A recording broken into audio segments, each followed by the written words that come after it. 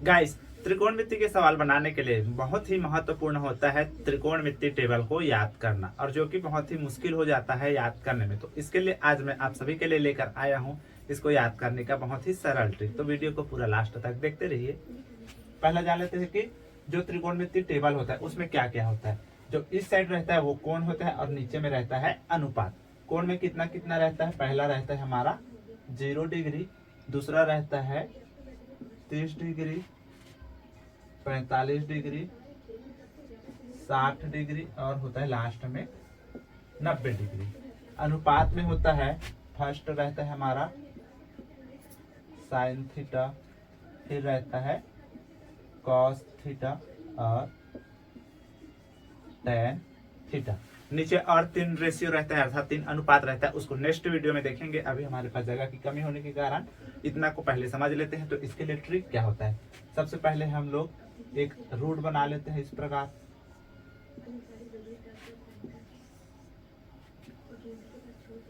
तीनों में रूट बना लिए। उसके बाद यहाँ काउंटिंग स्टार्ट करते हैं 0 से। 0 1 2 3 4। अब देखिए यहाँ पे मैक्सिमम नंबर कितना गया है 4, तो सभी को 4 से डिवाइड कर देते हैं। 4 divide by 4 divide by 4 divide by 4 divide by 4। अब यहाँ पे 0 है, यहाँ पे 4 है। 0 को कोई भी नंबर से यदि हम डिवाइड करते हैं तो क्या आ जाएगा? 0, अर्थात साइन 0 के लिए वैल्यू कितना हो जाएगा? ये 0 हो जाएगा। अब देखेंगे 30 अंश के लिए। 30 अंश के लिए क्या हो जाएगा? यहाँ पास देखिए ये है रूट वन बाई 4, अर्थात रूट 1 का वैल्यू होता है 1, तो ये कितना हो जाएगा? 1। और रूट 4 का वैल्यू होता है 2, तो ये यहाँ पास डिवाइड बाय रूट में कितना है? 4 है, तो इसको कितना लिख सकते हैं? 2 लिख सकते हैं। अर्थात साइन 30 का वैल्यू हो जाएगा 1/2। उसके बाद देखेंगे साइन 45 का वैल्यू, तो साइन 45 का वैल्यू कितना हो जाएगा? इसको यदि हम डिवाइड करते हैं 2 1 2 2 2 4, अर्थात ये 1 बाई कितना हो जाएगा? 2। तो रूट 1 का वैल्यू कितना हो जाएगा? 1 हो जाएगा। और रूट 2 का वैल्यू तो नाम निकाल करके हम उसको डायरेक्ट रूट 2 ही इस प्रकार ऐसे लिखेंगे। अर्थात साइन 45 का वैल्यू कितना हो जाएगा? 1/√2। अब देखेंगे साइन 60 का वैल्यू, तो साइन 60 का वैल्यू कितना हो जाएगा? √3 को √3 लिखते हैं, और हम जानते हैं कि इसका एब्सोल्यूट रूट कितना होता है? √4 का √2 होता है। यहाँ पास ये लिखे हैं, तो ये कितना हो जाएगा? √3/2 साइन 60 का वैल्यू। उसी प्रकार देखेंगे साइन 90 का वैल्यू। साइन 90 का वैल्यू कितना हो जाएगा? यहाँ पास 4 है, 4 को 4 से डिवाइड करेंगे तो बचेगा कितना? 1, और √1 का वैल्यू कितना होता है? 1। अर्थात साइन 0 अंश के लिए वैल्यू कितना है? 0। साइन 30 अंश के लिए वैल्यू आया 1/2। साइन 45 के लिए आया 1/√2। साइन 60 के लिए आया √3/2, और साइन 90 के लिए आया 1। अब इसी को हम रिवर्स ऑर्डर में लिखेंगे तो हमें कॉस्ट का वैल्यू मिल जाएगा। चलिए लिखते हैं। साइन 90 के लिए यदि 1 है तो ये 0 के लिए कितना हो जाएगा? 1 हो जाएगा। इसी को रिवर्स ऑर्डर में लिखते जाते हैं। साइन 60 के लिए √3/2 था, तो कॉस 30 के लिए ये √3/2 हो जाएगा। 45 का वैल्यू सेम रह जाएगा, सेम यहाँ पास ये वाला वैल्यू आ जाएगा 1/2, और लास्ट में आ जाएगा 0। तो ये मिल गया हमें cos 0 का ना, ये मिल गया हमें cos थीटा के लिए वैल्यू।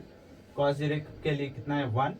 cos 30 के लिए आया √3/2, cos 45 के लिए आया 1/√2, cos 60 के लिए 1/2, और 90 के लिए आया 0।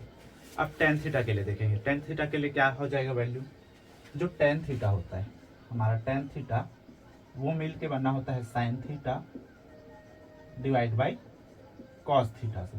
अर्थात साइन के वैल्यू और कॉस के वैल्यू को यदि हम डिवाइड करते जाते हैं तो हमें tan का वैल्यू मिलते जाएगा। तो यदि इन दोनों को हम लोग डिवाइड करते हैं, डिवाइड करेंगे, अर्थात 0 को 1 से डिवाइड करेंगे, कितना आ जाएगा? tan 0 के लिए वैल्यू 0 मिल जाएगा। उसके बाद यदि हम 30 के लिए इन दोनों को डिवाइड करेंगे, साइन का वैल्यू है, ये कॉस का वैल्यू, यदि दोनों को डिवाइड करते हैं तो tan का वैल्यू मिलेगा। तो यहाँ से ये 2 और ये 2 कैंसिल हो जाएगा, तो बचा क्या? 1, और ये नीचे में डिवाइड, तो ये 1/√3 tan के लिए मिल गया। tan 30 के लिए अब 45 के लिए कितना मिल जाएगा? यहाँ पास 1/√2 है, यहाँ पास भी 1/√2 है। यदि दोनों को डिवाइड करेंगे तो ये कितना मिल जाएगा अपने को? 1 मिल जाएगा। सेम इसी प्रकार आगे देखते हैं 60 के लिए। तो 60 के लिए ये वाले वैल्यू और ये वाले वैल्यू को डिवाइड करेंगे तो कितना हो जाएगा? 2 से 2 कैंसिल हो जाएगा। यहाँ पास ऊपर में √3 है और ये 1 है, अर्थात √3/1, अर्थात ये हो जाएगा √3। अब यहाँ पास देखिए ऊपर में 1 है और ये नीचे में 0 है, यदि इसको हम डिवाइड करते हैं 1 या कोई भी नंबर को 0 से डिवाइड करने पर इनफाइनाइट हो जाता है, हो जाता है अर्थात अनडिफाइन हो जाता है, उसको डिफाइन नहीं किया जा सकता। तो ये कितना हो जाएगा, इनफाइनाइट हो जाएगा sin 90 के लिए। तो ट्रिक यदि आपको पसंद आया होगा तो वीडियो को अपने दोस्तों में शेयर कर दीजिए और इसी तरह से मज़ेदार और वीडियोस देखने के लिए हमें फॉलो कर लीजिए। Thank you. और इसका पार्ट 2 नेक्स्ट वीडियो में आएगा।